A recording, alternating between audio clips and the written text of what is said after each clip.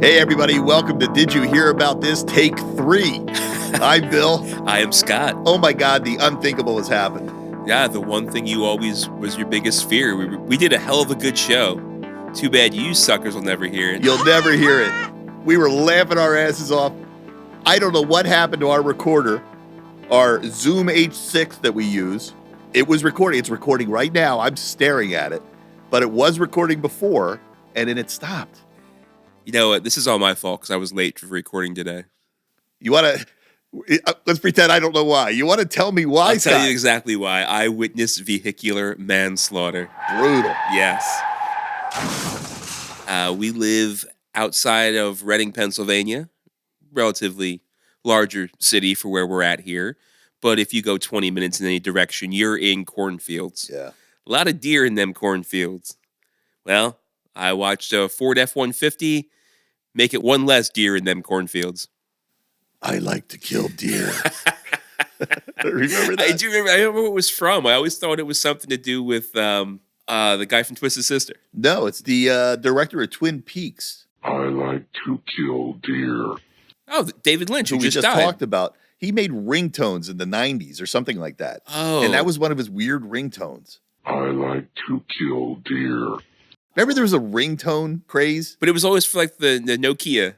Like, doo-doo-doo-doo-doo-doo. Yeah. It was always like but it was, I like to kill deer was a ringtone? I like to kill deer. Who the fuck's downloading that? I like to kill deer. I'll see if I can find it. I'll put it into the recording. Oh my goodness. So yeah, I was late because I watched a truck hit a deer. Brutal. Well, deer's dead. Truck's probably totaled. I was like, should I stay or should I go? Well, I didn't ask you this on the other recording, but did you see deer parts flying? Was it horrific? No, I just saw the deer went down and the deer didn't get back up. Yeah, no, that's it. That was it. And I was like, see ya.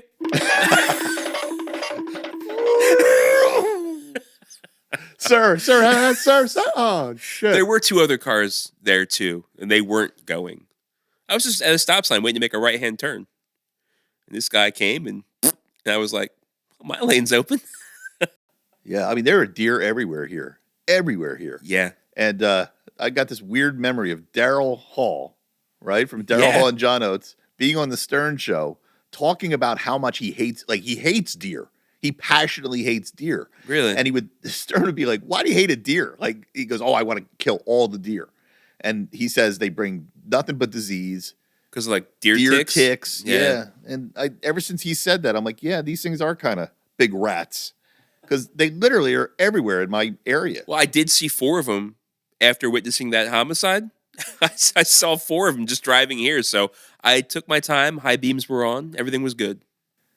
When I was younger, I also lived in Bucks County. It's another very rural area with a lot of deer. And everybody had those little whistles on their car. They never even work. I didn't think they did. No. I never heard anybody say, thank God I had that whistle. Yeah, what a scam. And they're so stupid. They'll just stop and stare at you as you're about to ram into them. Yeah, they love the high beams. Love it. What's that? Well, this was pretty brutal, yeah. But a great chance for you to drop some really funny sound effects. Well, that's what I'm banking on. So how about you, man? What's been going on with you? I've been working a ton. Finished watching, got a couple more episodes left of Abbott Elementary, but I caught up to the Always Sunny in Philadelphia crossover. So you probably only have 2 more to go, and you're right up to speed then. Yeah, I think so. Never watched it. I power binged. That was 4 seasons. Yeah. In about 2 weeks. It's easy. I mean, I guess when you're watching these things without commercials, because it aired on ABC, I think. Yeah. So how many minutes of commercials are cut out when I'm watching it on Hulu? Is it a half-hour show? Yeah. Yeah, probably you're only getting 20 minutes worth of programming. Yeah, so it's not super you hard do to 3 binge. in an hour. Or 12 in a night. That's the way we were watching these. You want to watch another? Yeah. Next thing you know, we're 12 episodes in. Yeah, that's wild. It's a great show. How does it compare to Community, which I knew you were a big fan of? Community was more slapstick and unrealistic, Right. things happening. The performances were really out there. This is a little bit more grounded, But it's one of those shows, it's like The Office, where there's a camera documenting everybody. Okay, yeah. And they always have to look at the camera like, oh, God, this guy. Do the old Jim. Yeah. There's a little too much of that. Okay. That gets old. All right. But the rest of it's great. It's basically just breaking the fourth wall, right? Pretty much. Yeah. Yeah. And it's filmed in L.A., but they shoot it to look like Philadelphia. And everybody who comes in, like, it really does feel like Philadelphia. So I think the woman who made the show, I think she plays this character, Janine. I think that's her. Yeah. So she's got to be local. There's local references like crazy. I love it. Well, I know Always Sunny they film out in L.A. and they used to come for like maybe a week and film here in Philly, but all that's shot in L.A. too. Can I spoil the episode for you a little? Because something weird happened. I know they teach Charlie to read. But yeah, they do that. Okay, that's all I know about it. What's the tall guy? What's his name? Dennis? Dennis. He's not in a lot. No, something Yeah. was up. It kept popping up on my news feed that like, where's Dennis? I'm like, don't ruin this for me, you know? Well, I'm afraid to ruin it for you then. No, I don't care. So basically, they shoot all four of them. It's like, oh, there they are. They're in the school. And then Dennis goes, what's with these cameras? And they go, well, the documentary crew's filming it. And he goes, oh, no, I didn't sign permission for this. And he runs past the camera. So the idea is during this entire episode, you never see him, except every once in a while he pops in and out, to get out of the view of the camera. But he's supposed to be behind the cameras, which means he was only available for about 10 minutes. I was going to say, so you think he was doing another project in real life and he would just pop in? It had to be. So it was a little weird not having him in it. I thought they were going to have it like he can't be in a school zone because of prior complaints and charges he had open. But that would have got kind of dark for Howard Elementary, I think. Yeah, that would have been a little dark. Yeah. But it is funny. But it would have been very on point for Dennis Reynolds. And that show airs on what? FX. They can be a little racier on that. They are, yes. Yeah. So there's things they say, like they use the word prick, like you prick. Yeah. Not in this episode, but another one. And I'm like, wow, they're airing that on regular TV. ABC. That's a Disney product. That's all that NYPD Blue. You see what they did? That's right. Breaking that ground. Oh, Deadpool's part of Disney now, too. So they're just all downhill from here. It's all just dirty jokes from now on, which is the way I like it. Well, for this episode, I want to do what we kind of did last episode. Last episode, we came with a bunch of different stories, and we challenged each other, essentially. Yeah. Did you hear about this? Yes. So I've come with a couple stories myself, and I know you have one or two. I have one or two, yeah. Yeah, I've been pretty tied up at work, too, myself, so I haven't had a lot of energy to put into conversation here today, but I haven't been watching Abbott Elementary. I've kind of been actively avoiding watching like everything on the news is inauguration. Everything's politics. I don't want to immerse myself in the noise. So I've kind of just been going a little bit off the grid. I talked before about Vimeo. Errantly, fuck-uppery said Vimeo. I've been watching Vivo, which is like music videos on YouTube.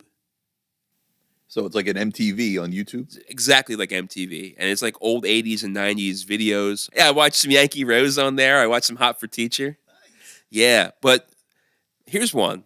So not a did you hear about this, but a do you remember? And I know you're going to remember it. The funny thing is I didn't. So in watching these old videos, do you remember 1989, Billy Crystal hosted the Grammys? A monumental event happened because the Academy Of the Grammys? whomever puts this bullshit together finally decided they were going to honor heavy metal music or hard rock music. Do you remember this at all? I do. You do? I think I know where you're going. So they have Metallica come out. Metallica performs One. A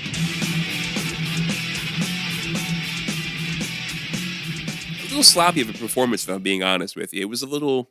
I don't think they were like Mike and Kurt the right way, but it was a good show. I've just seen them play it better before.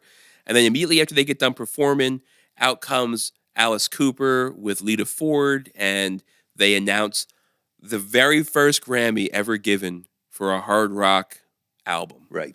Do you remember what it was? Yeah, I do. It was Jethro Tull. It was fucking Jethro Tull. That was so controversial because I was kind of a metalhead, and everybody was like, what in the hell did these people think heavy metal actually is? Yeah. As I watched this, I remembered like, oh yeah. Like it was like getting kicked in the dick all over again. Because I remember it now, having watched it again. But as I was watching, I was like, oh, here we go. Metallica. Metallica and Justice for All. And they were like, Jethro Tull. And like, you can almost tell Alice Cooper, like, those words were like acid in his mouth to say that. Yeah. What?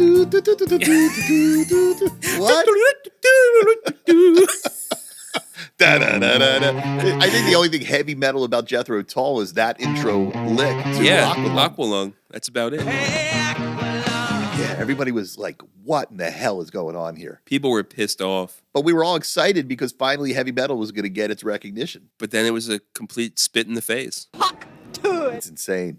They were showing like video clips of like Kurt Loder, MTV News, talking about like the controversy of fucking Jethro Tull winning this award. Because it was like, yeah, we're finally getting legitimacy. We're getting recognition. And then Jethro Tull. Kurt Loder. I remember Kurt Loder. There's a name I totally would have forgotten. Wow. I could have gone the rest of my days without ever thinking about that moment again in 1989. Then I'm watching this video, and Jenna never saw it before. And she was like, really? And I was like, oh, I forgot about this. Oh, my God. But yeah. So I've been watching a lot of that. B-52s were on there. I enjoyed some of their old videos, like Rock Lobster. Really? They played... Oh, you're not talking about the awards anymore. Vivo. I'm talking about that Vivo channel. But yeah. No, I want to move on from the trauma of the first heavy metal Grammy Award. The trauma of the murdered deer, that you're fine with. This one, you got to move away from. Yeah. This one was worse than the deer. In some ways, that was fresher for me. I like to kill deer. Oh, yeah. I totally remember that. Yeah. Well, I figured you would. Did they? I guess they had heavy metal awards after. I mean, they must have heard the backlash. They must have fixed it. I remember a few years later, Guns N' Roses won it, but they swore when they accepted their trophy and they took it back from them because they were all smashed on Jack Daniels. Oh, I do remember. Oh, that's a great memory of Slash standing up there just chugging it. I've always wondered, was that real Jack Daniels? I would imagine the way those guys were living. Yeah, must have been. But they they repoed the Grammy. Damn, I don't think I remember that because of their behavior. Yeah. Yep. You naughty rock stars. Oh, this is why we can't have nice things. Well, going back to, what year was that? That was the early 89. 90s? So let's go back to 87. Okay. All right. That would have been 7. I'm going to tell you a story. I want to see if you've ever heard of this situation and tell me why this situation is happening. It's a little bit of a game. Okay. All right. So, set the scene for you. It's London. It's 1987. The news is reporting a ton of robberies in the area. People are stealing Volkswagen hood badges. The BBC reported that 250 Volkswagen customers were requesting new ornaments daily. Why was this happening, Scott?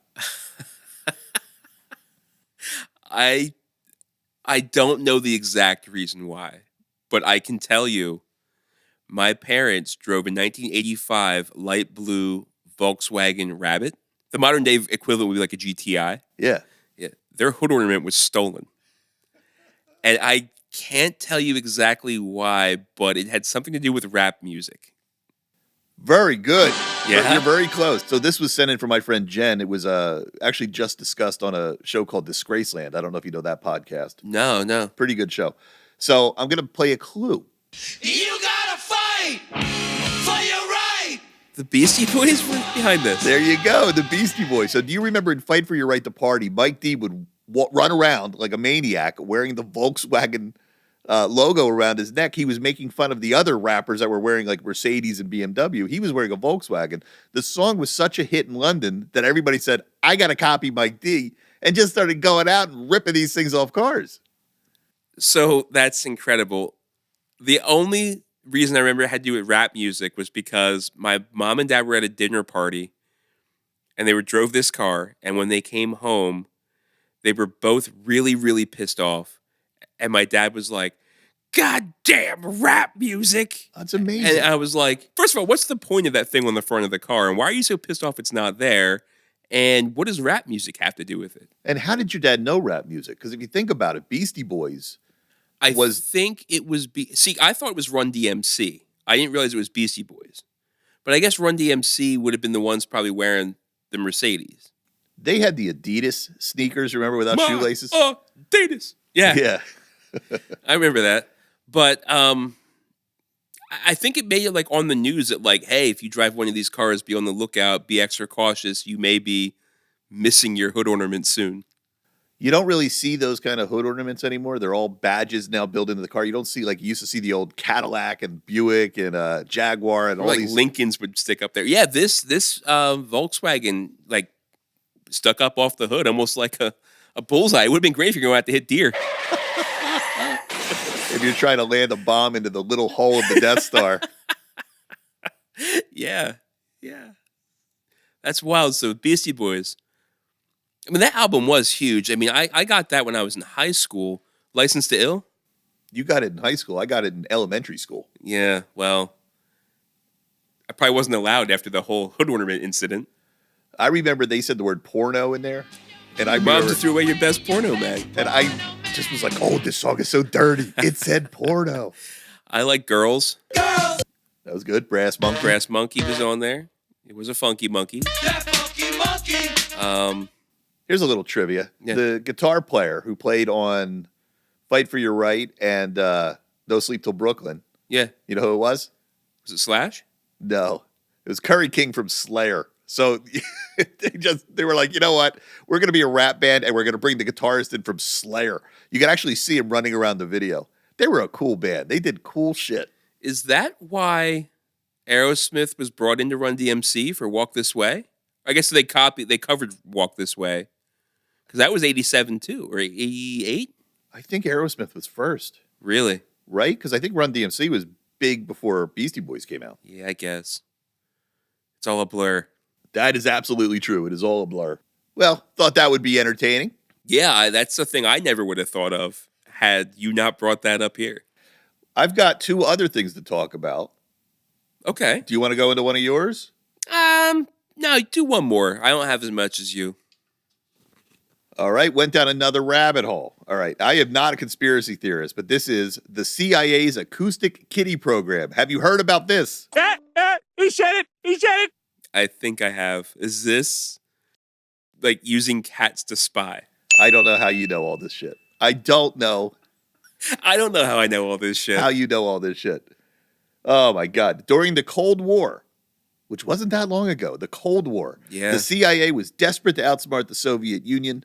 One of the strangest American projects was Acoustic Kitty, which, if it's not being used right now as a name for a band, that is a huge miss. Acoustic Kitty. Acoustic Kitty. But you have to play unplugged.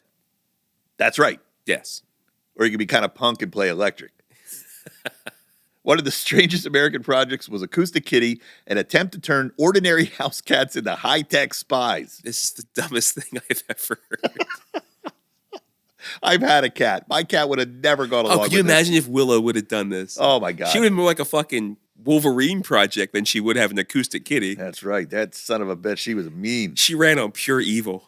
All right, so in the 1960s, CIA operatives developed a plan to use cats to eavesdrop on Soviet diplomats and other targets. The idea was simple in theory. Cats could wander into places humans couldn't, blending in as innocuous pets. By implanting audio devices into their bodies, the CIA hoped the cats would serve as inconspicuous recording devices capable of picking up sensitive conversations. See, I love that they had to actually implant it into the cat because in my head it was just a cat walking around with like a satellite dish on the top of its head. Or like a vest of some kind. So it was actually implanted into the cat. Yeah. Here, I'll tell you more. The project involved surgically implanting a microphone into the cat's ear, a small radio transmitter at the base of its skull, and a thin wire antenna woven into its tail. Oh my God. This high-tech espionage system turned the cats into literal listening devices. The CIA even trained the cats to follow specific directions, ensuring they could approach a target without arousing Nope, suspicion. not buying it. Nope. Not buying that at all. You're not training a cat to do shit. The project was incredibly expensive. Estimates suggest the CIA spent around $20 million on research, development, and training. Back then, I did the math. That would have been $200 million today. $200 million on training cats. But do you think it worked out? No. Have you got anything? No, sir. The cat's been licking its asshole for the past 10 minutes. Yeah. Roger that. Yep. Over and out. Oh, man. I got to read this. You're making me laugh too hard. The program's first test mission involved releasing the wired-up cat near a Soviet compound to record conversations between officials. However, things went catastrophic. I can't say this word. Catastrophically. Catastrophically. Why do I? You write these. I don't even understand what's wrong with me Just today. say things went bad. All day I haven't been able to pronounce words. The last thing I should have is a podcast. Yeah, things went terribly wrong. Upon release, the cat wandered aimlessly, ignoring its training. Yeah. According to reports, it was tragically hit by a taxi just minutes into its mission, rendering the experiment a complete failure. There's a lot of animal death by car on this episode, man. We gotta dial this back. Wow. This is dark. It's almost like I predicted your first story. Jeez. All right, we're releasing the cat right now, and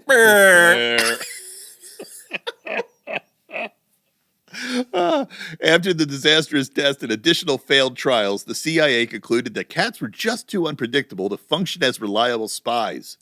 Something I could have told you for $1. No shit. Give me a third of that. The Acoustic Kitty project was quietly shelved, and the details remained classified for decades. The story came to light in declassified documents in the 2000s. So we only just kind of found out about this.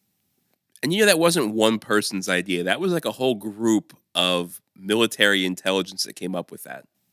You think? Of course. Yeah, I don't know how any of this stuff works. Is this like one person's brainchild and they go and they pitch it and then they get approval and then... If this was the best idea, can you imagine the worst idea? I have some other ideas. Okay. I said, right. Wait a minute. I got to learn more about these stupid things that are out there. There's got to be more stories that are as dumb as Acoustic Kitty. And then, sure enough. Turns out there are.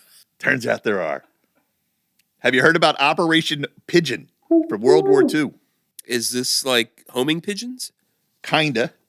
Like just not like carrying letters and communication. More fun than that. The U.S. military trained pigeons to guide bombs. The plan: pigeons were trained to peck at a target visible through a screen in the bomb's nose cone. Their pecking would adjust the bomb's trajectory. Yeah, but anybody feeding birds down in the park, pigeons are going to peck at that. Peck. I want that. Send me there. Send me there. Dead. The result, while the pigeons actually performed well in tests, the project was deemed too weird and unreliable, so it was scrapped. Well, you spend all this money training these pigeons, you can only use them one time. You're dropping a bomb on them. That's a really good point. There's no ROI on that. What a ridiculous idea. Oh, man. But I wonder if that's more or less ridiculous than 1940's The Bat Bomb. Heard about this? Bomb. This is a bomb with bats in it? You got it. The U.S. developed bombs filled with bats carrying tiny incendiary devices. So they just set shit on fire. They were just like fire bats. But then the bats caught fire, too. The plan. Peter would have a field day with this. Oh, yeah. Imagine that now. Oof. The plan. Release bats over Japanese cities. They'd roost in wooden buildings and ignite fires. Oh, yeah, because Japan had a lot of wooden buildings and, like, paper. And, yeah, that's wild. But the result, during testing, the bats escaped, set a U.S. air base on fire, and the project was abandoned. I mean, it worked. It worked. Not where you wanted. A little misguided. I wouldn't call it a failure. Not a success either. It's somewhere in the middle. We'll give it a 5 out of 10. How about Project Stargate?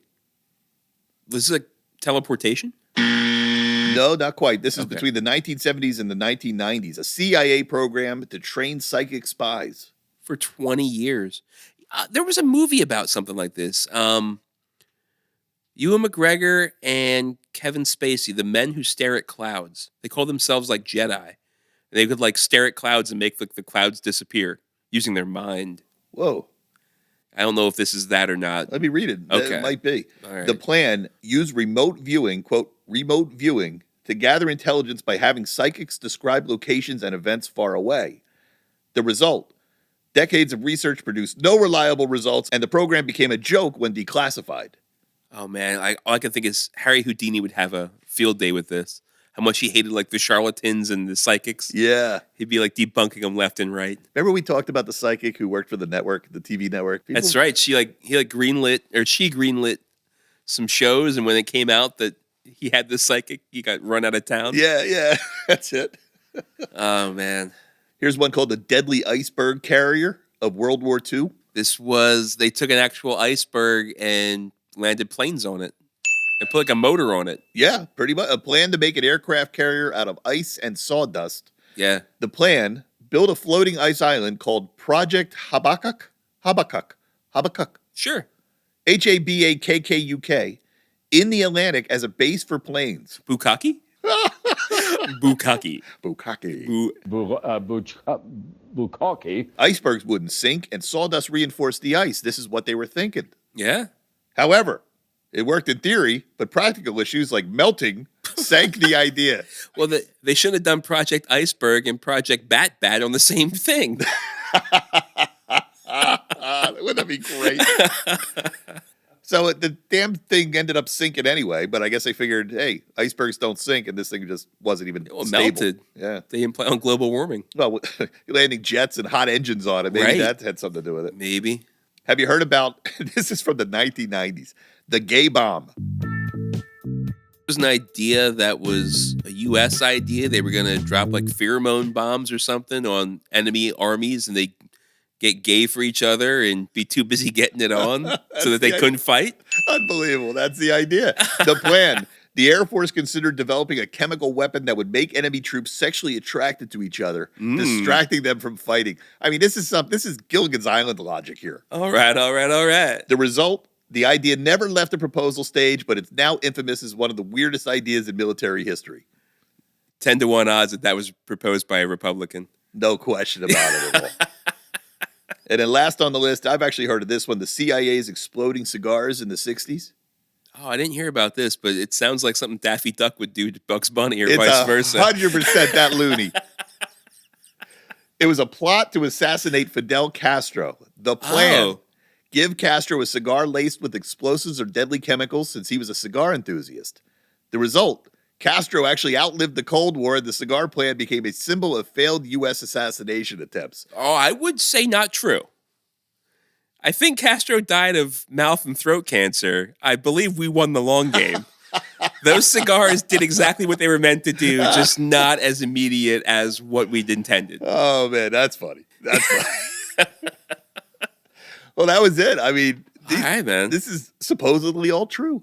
I have no reason to believe these were made up. I could see governments greenlighting these things. Yeah, so could I, to be honest with you. I, too, have a story that takes us back to the Cold War. Ooh, whoa, look at us. We're just ping-ponging back and forth. Yeah, we think we're just bringing random shit. It just weaves together like a fine quilt.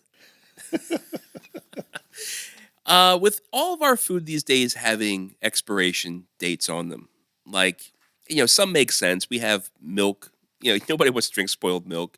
You have, usually dairy is the one that I pay the most attention to, but, there's always best if used by dates. Shit. Spring water, bottled spring water has like best if used by dates on it. But if I were to say to you, like, what food do you think has the longest expiration date? What do you think that might be? The longest expiration date. What if I said Twinkies? Oh, yeah. Twinkies, of course. Of course. Yeah, I've heard that they'll survive nuclear explosions. Okay, so this is a long-held myth. Like, you'll see this in movies. Like, I remember... what was that one? Zombieland had in Woody Harrelson. Yep. And he played Tallahassee, and all he wanted was to get a Twinkie. And everywhere he went, no matter how many zombies he killed, he could never find Twinkies. He was always like on this perpetual goal to find a Twinkie. He was like, they got to be out here. These things are going to last forever. Twinkie. Right. And there was a Simpsons episode where somebody got pissed off at a poo at the Quickie Mart, and they crumpled up a Twinkie and threw it on the ground, and he was like, Silly customer! You cannot hurt a Twinkie. Right. Yeah, so like there's this long-held pop culture myth that Twinkies will last forever, but guess what? A Twinkie expiration date, a Best By date, it's only about good for 25 days. You're kidding. That's it. Well, how to get this reputation? So it does go back to the Cold War. Like Twinkies have been around for a long time, and one of the staple items in everybody's survival kit for when, Russia bombs the United States, everybody had Twinkies as like a staple in their survival kit. I had a friend over not too long ago, and she said, "What can I bring?" And I just, as a goofball, I said, "Bring a box of Twinkies," because for all I knew, they weren't even making. How Twinkies would you even think of that? It's just some stupid thing. So she brought a box of Twinkies, Uh-huh. and I ate them, and I was like, "Damn, these are good." I forgot how good these are, but the whole time I was eating them, I was thinking, "Yeah, but these aren't real. This isn't real food. This is some kind of chemical concoction." And you're right. I mean, most baked goods have some sort of dairy in it, whether it be milk or butter or what have you, and like it's going to spoil, right? But the thing about Twinkies is it's hydrogenated soybean oil, it's canola oil, it's this, it's that. It's all these solid fats and not like liquid clear fats that spoil more readily. So when compared to other baked goods, it probably is the king of longevity, but it's not going to survive nuclear fallout. So I thought that was pretty funny. What about cockroaches? Well, yeah, that was always the thing. Like, if nuclear fallout happens, the only thing that's going to be surviving is cockroaches and Twinkies. Yeah, but I think cockroaches would survive. Yeah. They've survived this long. You taught me something today. I kind of want to buy a box of Twinkies and just keep them around for a while. Because how bad are they really going to degrade? I don't think they're going to get moldy. I don't trust. Well, I guess I do. All right. Well, I was going to say I don't trust expiration dates, but then again, I don't ever eat anything past its expiration date. Okay. Ever. All right. But I also look at them and go, that's just an arbitrary number they're putting on there to try to get us to go buy new Twinkies. See, when I was a kid, I lived and died by expiration dates. Yeah. Like I wouldn't go past it. People say, well, sniff the milk if it's still good. That's a sell by date. It's not a use by date. I'm like, nope, date's Right. on there for a reason. Same. Yeah, that was before I was actually paying the food bills. Now I'm actually a little bit more lenient with it than I used to be as a kid. I've always heard, and I don't know if this is true, so don't sue me, dollar store, but dollar stores would have expired food, and that's how it got so cheap. I don't know if that's true or not. No, not so much. In fact, a lot of the food at Dollar Tree, as I worked at Dollar Tree, if you price it in the grocery store, it's probably not any cheaper. Oh, really? Like a can of corn, you could probably even get it cheaper at the grocery store sometimes when it's on sale. Because they can buy it bulk. Dollar Tree doesn't buy it as But as Dollar much. Tree buys it in bulk too, but they're not known for their food. So you're probably going to see more expired food at the Dollar Tree because people aren't going to the Dollar Tree to necessarily buy their food. Now, there have been bigger Dollar Trees that have been created now that do have like supermarket sections in them that are more known for food. But back when I worked there, it was like, yeah, we have some food over here in the aisle, but it was like Vienna sausages that have an expiration date like 10 years from now. Oh, Like little Smokies in a can. Like, I question anybody that was buying that kind of shit. did Dollar Tree have Twinkies? That's a great question. I don't know that they did. Because they didn't have to worry about them expiring. I met my wife at Dollar Tree. Really? Yeah, that's where we met. I thought it was a toy store. Nope, it was Dollar Tree. We both worked at Dollar Tree. What toy store did you work at? KB. So when you worked at the toy store, did they sell puppets? Puppets? No. Like, what kind of puppets? Like Muppets? I'll tell you what, Tickle Me Elmo was a huge thing. Oh, I do remember that. That was huge. Yeah, That's when you for worked that. there? Yeah. Okay. Well, we're going to talk about Muppets next. I love some Muppets. I call this Jim Henson's experimental films and his Saturday Night Live debacle. Is this ringing any bells for you? No, but when you say like experimental movies, you talking like Dark Crystal and Even before that. really? And we're going to watch a few of them live on air. Oh man. So, before Jim Henson became a household name with the Muppets, he was an avant-garde filmmaker in the 1960s. These experimental works showcased his talent and his early fascination with pushing the boundaries of puppetry, storytelling, and visual art. Yeah, he was an innovator. He is beloved for his family-friendly creations, but his early work was much more abstract, surreal, and even dark. Really? Dark, Scott. Dark. Wow. You want to see some of these things? I got them queued up for us. We can't, obviously, we're a podcast. I can't play them for everybody, but You can hear her reactions at least. Yeah, I'm curious about some of these things. All right, let's watch The Timepiece from 1965. This Academy Award nominated short film is a surreal journey through time and existence starring Henson himself. It features rapid cuts, abstract imagery, and a dreamlike narrative that explores themes of monotony and existentialism. This is like a Salvador Dali type thing, it sounds like. Yeah, you got it. Watch this.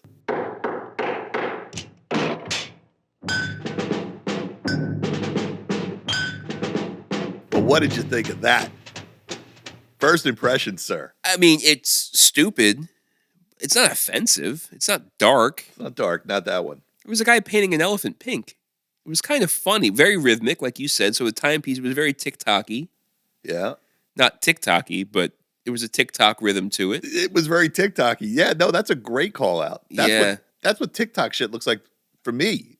So what we just watched was it Warhol-esque? Was it Salvador Dali-esque? It felt like Salvador Dali to me a little bit. It was a lot of jump cuts. It's just, at times, Henson's just running, and then all of a sudden it's a bottle rocket. Then all of a sudden it's somebody painting an elephant purple. Then suddenly there's a gorilla jumping on a. First he's a gorilla jumping on a pogo stick, and then like he's running as a convict, like a black and white striped prisoner. Yeah. And then all of a sudden he's running as Abraham Lincoln. Yeah. And then Abraham Lincoln jumps off of a high dive and flies up into the air and becomes a man wearing wings.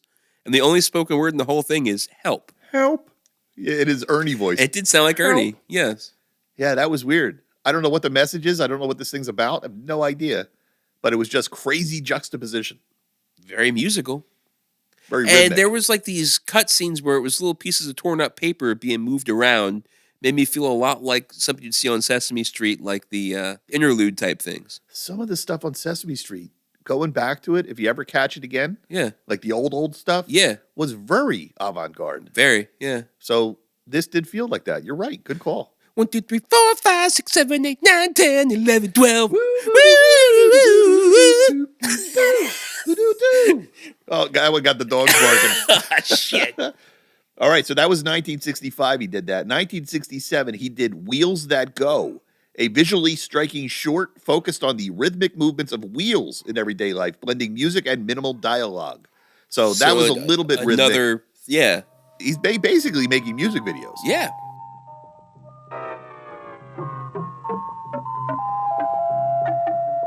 All right, so that was that. That one was even shorter than the last one. I like that one less. Me too. It was a lot of like double exposed looking fade transitions, like one shot over top of another shot, but the quality was poor. Like the camera quality was poor. Like that last one was very clear, very crisp. He was a running Abraham Lincoln. It was a good quality picture. This here looked very fuzzy. This made me think of like 1970s, early 80s television. Yeah, I have no idea what he's trying to say in this one or the last one. Yeah. I mean, there were wheels in there. I saw a taxi. I saw a kid playing with a toy car. I saw bicycles. I saw a bus. Kid watching a train go. A kid watching a train go. But like all this stuff was like layered on top of each other, and it didn't do anything for me. Yeah. And I actually felt this was less rhythmic and less musical than the other one. Yeah, me Just too. weird sounds. Yeah, I think there was a little digital early computer in there. Yeah. Yeah, I don't know. So far we're nowhere near the Muppets. No, there's like really no puppets in here at all. So the next one I want to talk about is called The Cube from 1969, right? We have 1965 with The Timepiece. We have 1967 with Wheels That Go. Now 1969, he makes an hour-long movie made for TV. The story feels like a mix of The Twilight Zone and Theater of the Absurd. It aired as part of the anthology series NBC Experiment in Television on February 23rd, 1969. This program was designed to showcase innovative and experimental content, making it the perfect platform for Henson. Let's watch some of this. Now, we're not going to watch the whole hour, obviously. Yeah. Now, is he making money with this shit? I have no idea. This just might be art. Yeah, I guess. Like the starving artist before he became big. Yeah. So this one we'll just talk over a little bit. So the whole thing just takes place in this cube, in this white room. Look at it as I'm scanning through. You can see like they never really leave, but look at the crazy characters that are popping in and It out. looked like the Joker just popped up there. A woman in a green suit. I guess somebody pulls a gun, shoots the wall. There's a woman in a pink outfit. Just constant people that come in and out. I gave this thing 15 minutes, and I like experimental shit. I love abstract shit. I'm going to have to really get stoned to watch this one. There are so many actors and extras in this thing. And it aired on ABC. Isn't that weird? Construction workers, maybe. I don't know what that is. A painter. Yeah, there's a lot going on here.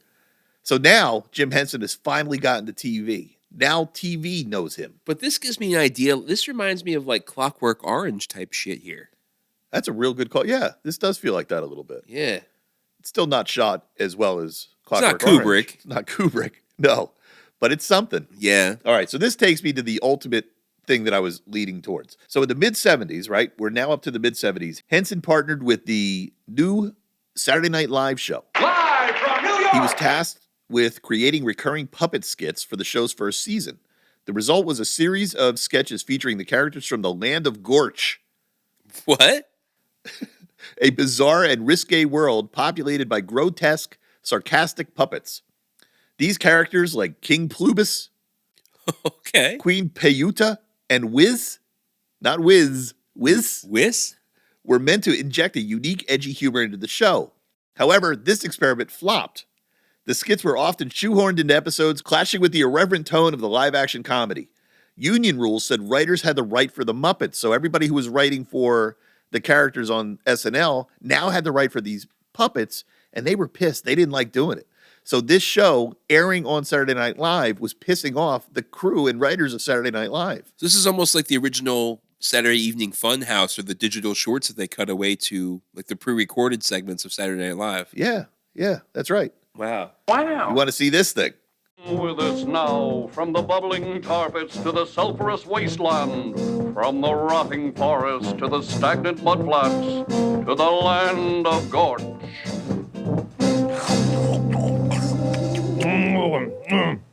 Scred? Where's Scred? There's glitches in my milk. I had to milk the damn Gorkon myself. Where's Scred? I don't know where he is. I've been looking for him all morning. All right, well, we'll pause it there. So, what are they? I don't know Are they what dinosaurs? they Are they trolls? It's like a dragon troll. And it did not land. Nobody liked it. Even when it aired on the show, people were like, this sucks. Well, it looks like it's for kids. He said, damn, but that's about it. Yeah. But that's him getting into puppetry. He gets into puppetry for the first time on Saturday Night Live. Really? Yeah. I had no idea. And since this thing failed, he got fired. They're like, hey, man, sorry, Jim, it just didn't work. And he was devastated. But he's like, you know what? I'm not going to give up. And after leaving Saturday Night Live with his tail between his legs, he creates The Muppet Show. I love his stick-to-itiveness. That was another variety show. But this stuff sucks. Did Don Pardo do Pigs in Space? Oh, I don't know. Maybe. I missed that voice. Don Pardo. Shit, man. I had no idea any of this ever existed.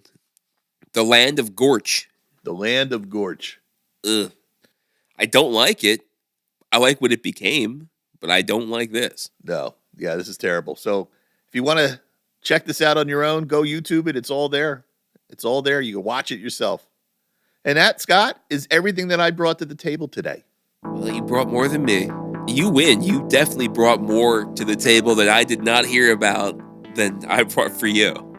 I'm glad that even though we lost a little bit of the show, we ended up improvising and creating a brand new show. So Yeah. there is a lost episode out there that none of you will get to hear with all fresh jokes. Once again, thanks to those out there eavesdropping on this. We'll be talking again next week. Tell a friend. Keep growing these numbers. Like and subscribe, as Bill said at the top. And we'll talk to you next week. The first crash happened in Bukalki, about 110 miles south of Moscow.